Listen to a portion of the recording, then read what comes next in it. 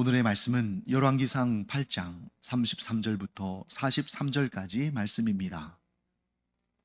만일 주의 백성 이스라엘이 주께 범죄하여 적국 앞에 패하게 되므로 주께로 돌아와서 주의 이름을 인정하고 이 성전에서 주께 기도하며 간구하거든 주는 하늘에서 들으시고 주의 백성 이스라엘의 죄를 사하시고 그들의 조상들에게 주신 땅으로 돌아오게 하옵소서.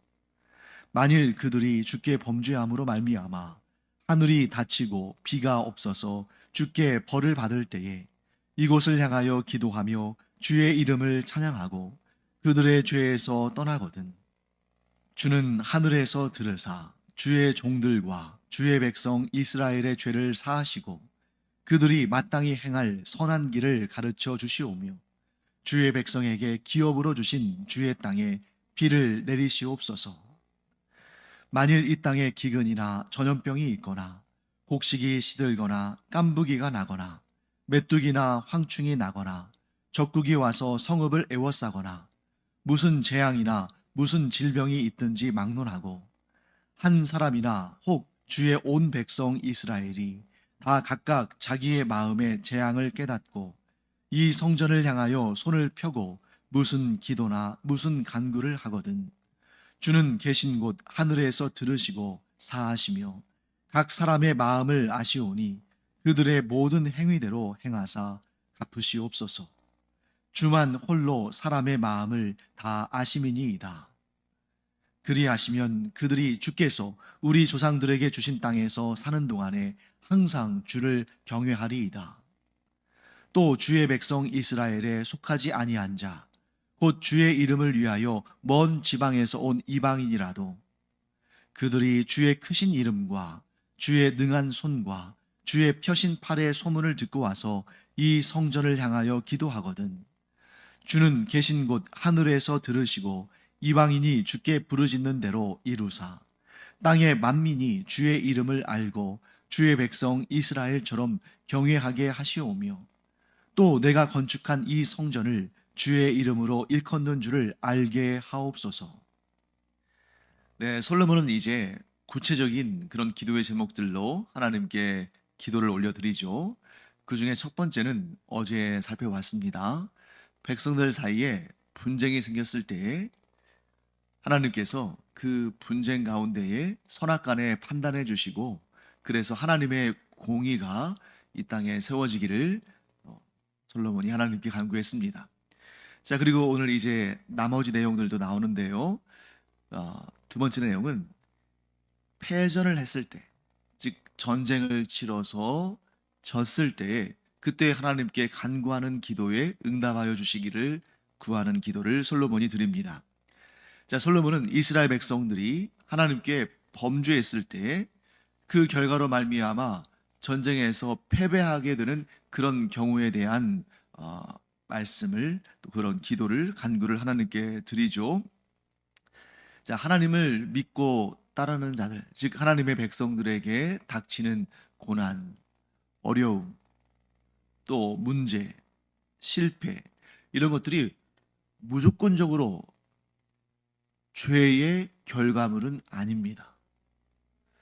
하나님께서 때로는 다른 목적을 위해서 우리에게 그러한 어려움을 주실 때가 있기 때문에 무조건적으로 실패하면, 무조건적으로 고통을 당하면, 질병이 발생하면, 문제가 생기면,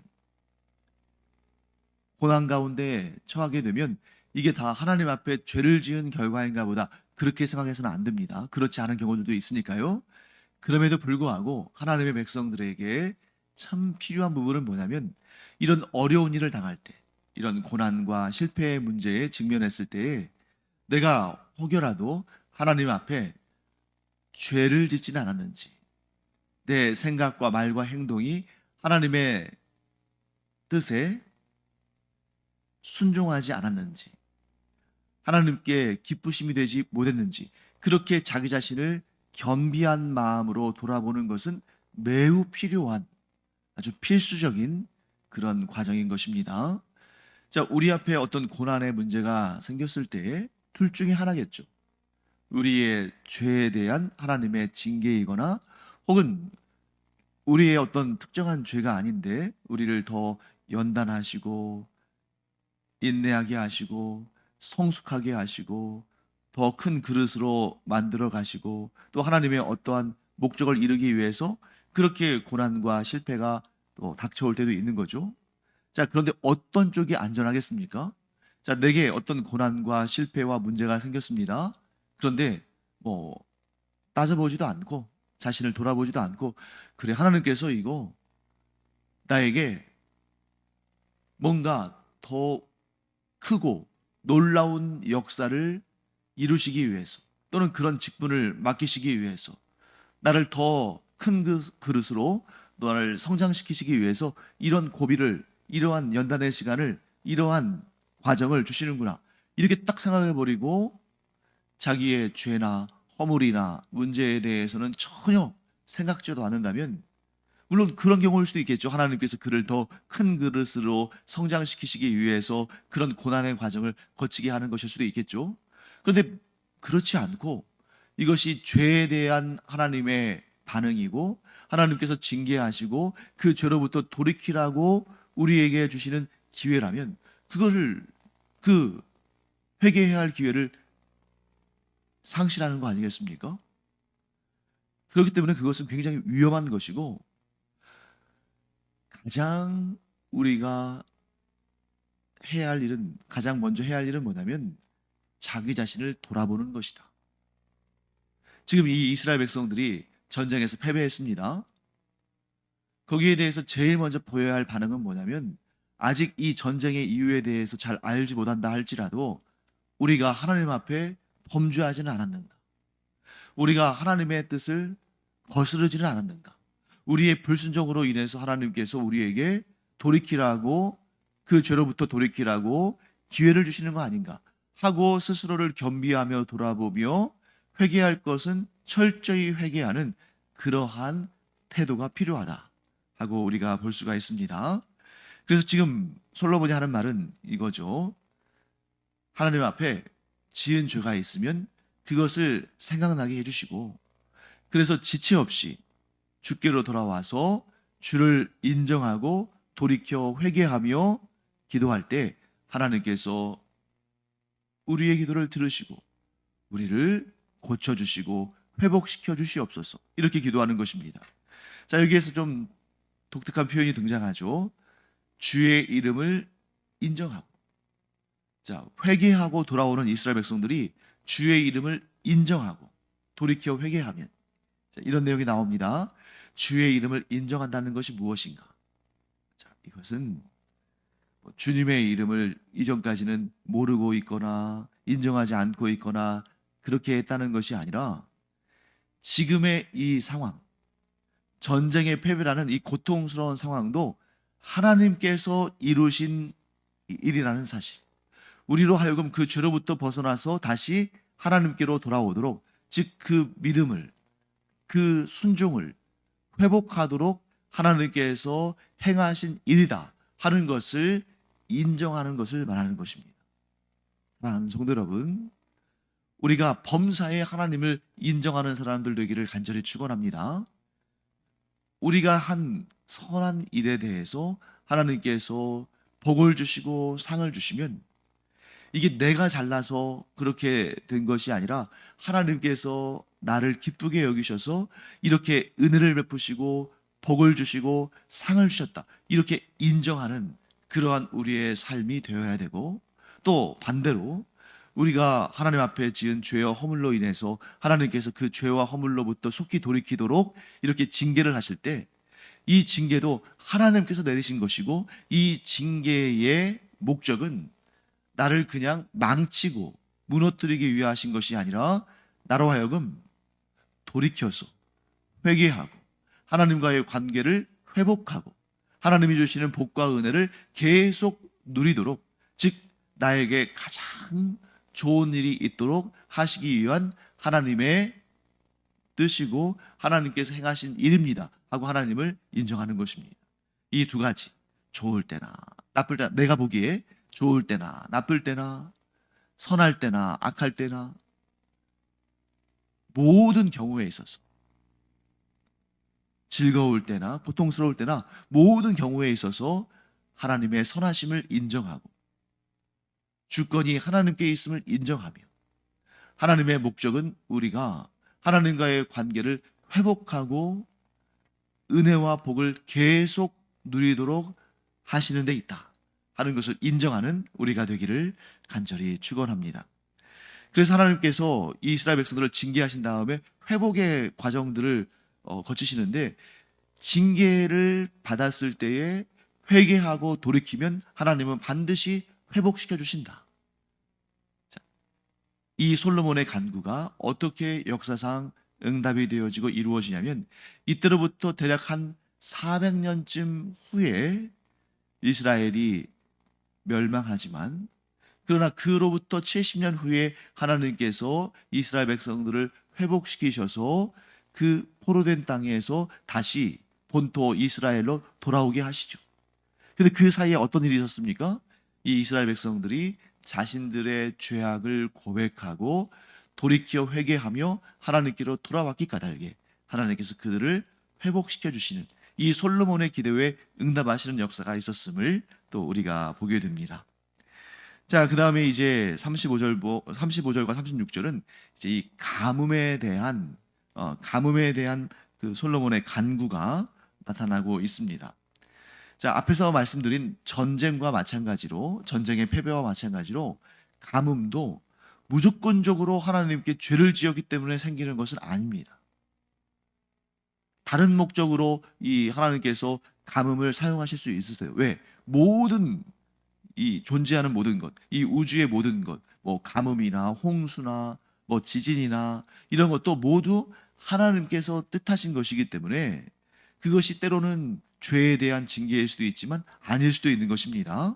그럼에도 불구하고 기근이 닥쳤을 때에 하나님의 백성들이 가장 우선적으로 해야 할 일은 무엇입니까?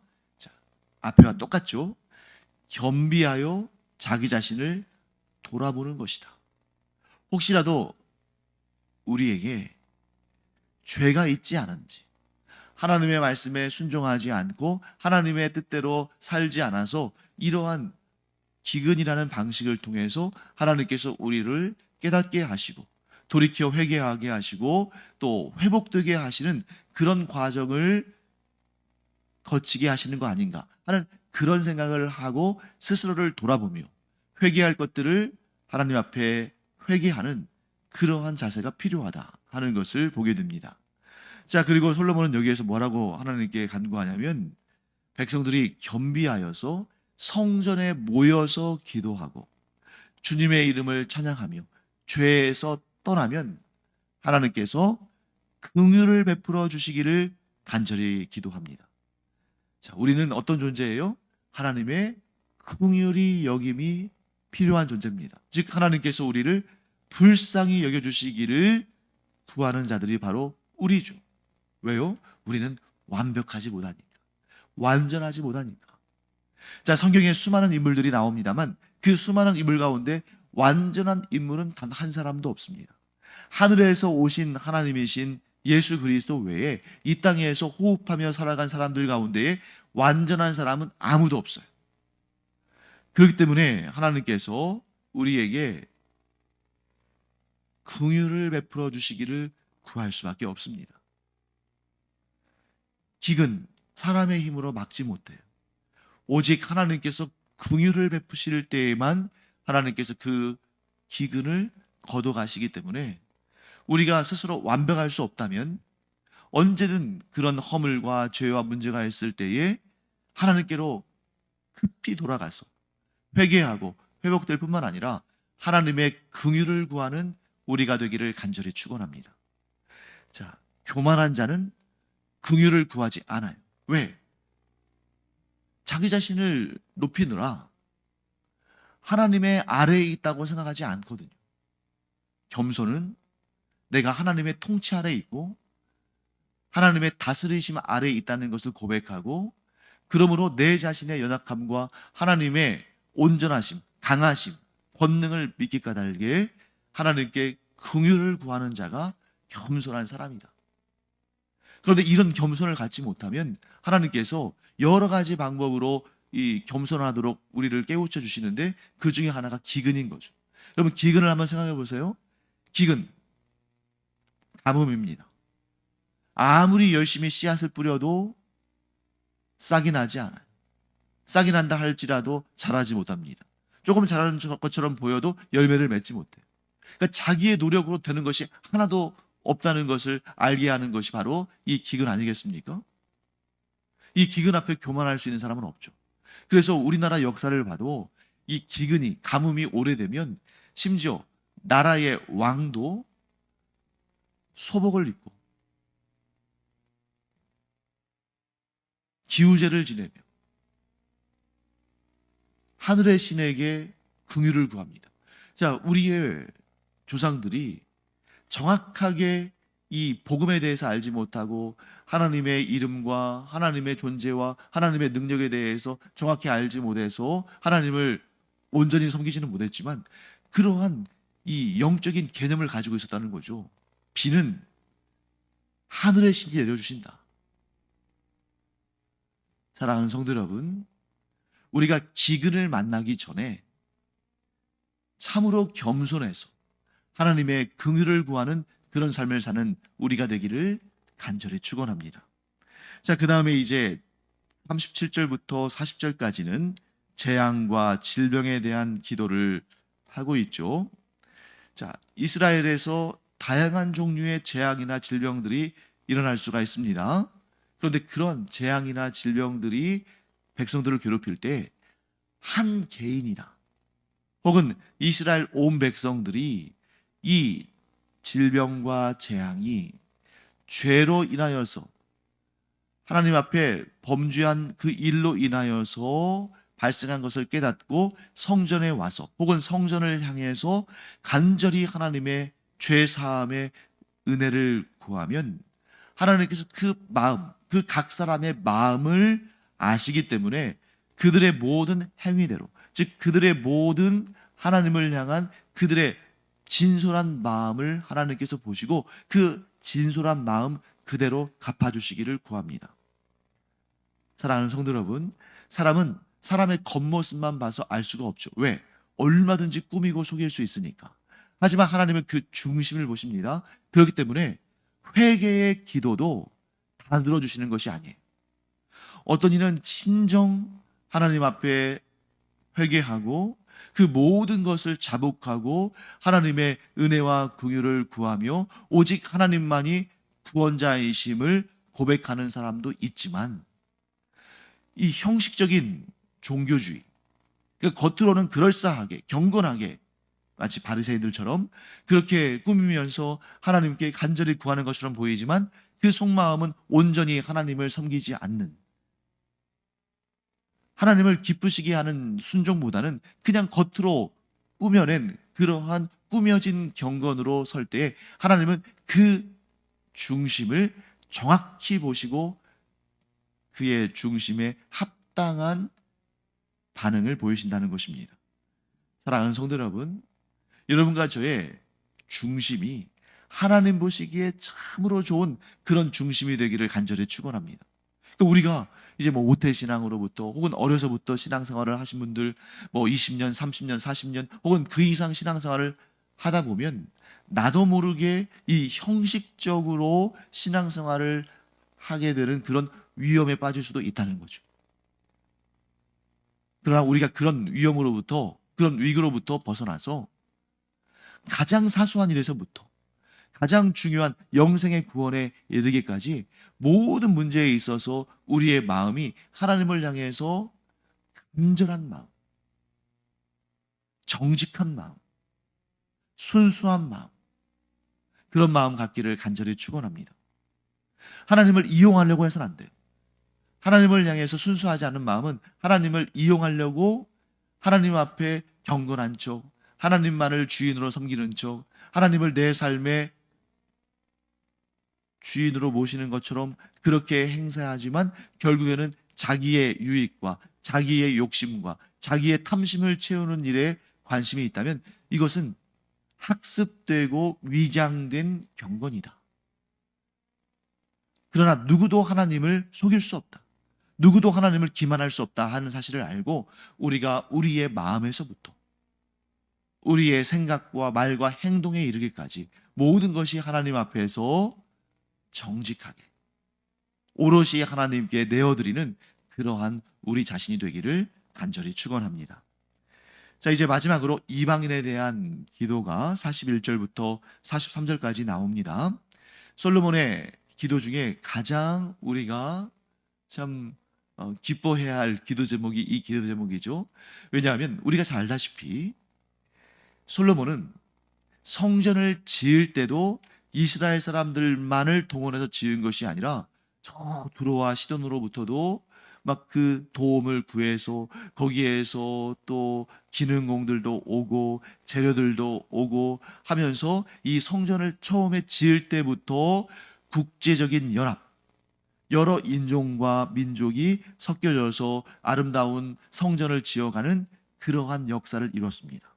그리고 이 성전을 완공하고 하나님께 봉헌하면서 뭐라고 기도합니까?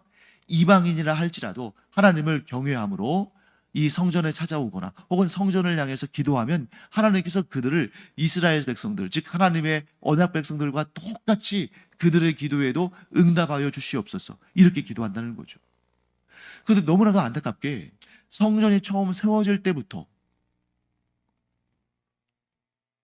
여러 나라와 여러 민족, 즉 인종과 국적과 혈통에 차별 없이 성전을 짓고 성전에서 기도할 수 있도록 하는 것이 이것이 중심적인 사상이었는데 점점 시간이 지나면서 굉장히 안타깝게 변질되어 가는 것을 보게 됩니다. 그래서 자기민족 중심주의, 더 나아가서 배타주의, 이렇게 나가면서 이방인들을 이방 죄인이라고 단죄하고 그들은 성전 안에 들어오지 못하게 막고 이방인의 뜰을 따로 두긴 했습니다만 이 유대인들과는 섞이지 않도록 그렇게 구분하는 그러한 배타주의에 이르는 것을 보게 됩니다. 여기서 우리가 참 주의해야 할 사실이 있습니다.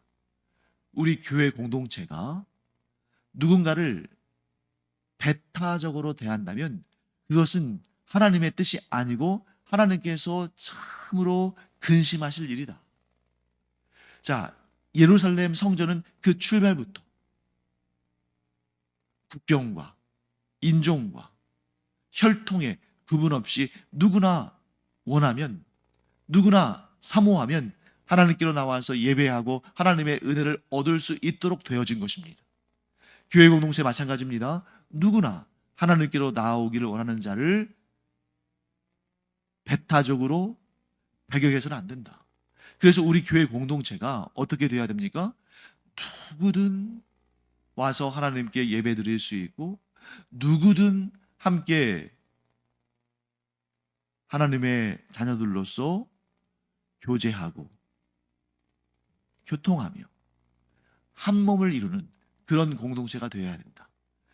그래서 성도들이 각각 누군가를 배척하고 배타적으로 대하는 것이 아니라 나와 한 몸이라는 마음을 가지고 하나가 되어서 함께 하나님께 예배드리고 하나님께 영광 올려드리는, 또 하나님께 기도하는 그런 공동체가 되어야 된다 하는 것을 꼭 기억하는 우리가 되기를 간절히 축원합니다. 기도하겠습니다. 하나님 감사합니다. 교회 공동체는 솔로몬이 구한 것처럼 누구에게나 열려 있고 누구나 하나님께 경배하고 예배하며 또한 그 모든 이들이 주 안에서 한 몸을 이루어서 서로 사랑해야 되는 공동체인 줄을 저희들이 또한 배우고 믿고 실천하기를 원합니다.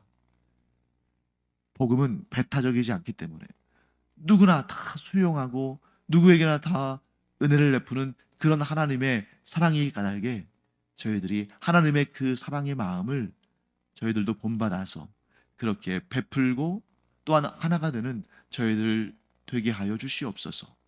감사드리며 예수님의 이름으로 축복하며 기도합니다. 아멘. 기도하는 시간입니다. 교회가 한 마음을 품은 한 몸 된 공동체가 되기 위해서는 가장 필요한 것이 연약한 지체, 내가 보기에 좀 나랑 좀 안 맞는 지체, 그런 지체도 수용하고 긍휼히 여기며 무엇보다 그들을 위해서 기도하는 마음 자세가 필요합니다. 그래서 우리가 오늘은 교회 안에 있는 연약한 지체들을 위해서 품고 기도하는 그런 예수님을 닮은 기도를 하는 이 시간 되기 바랍니다. 기도하겠습니다.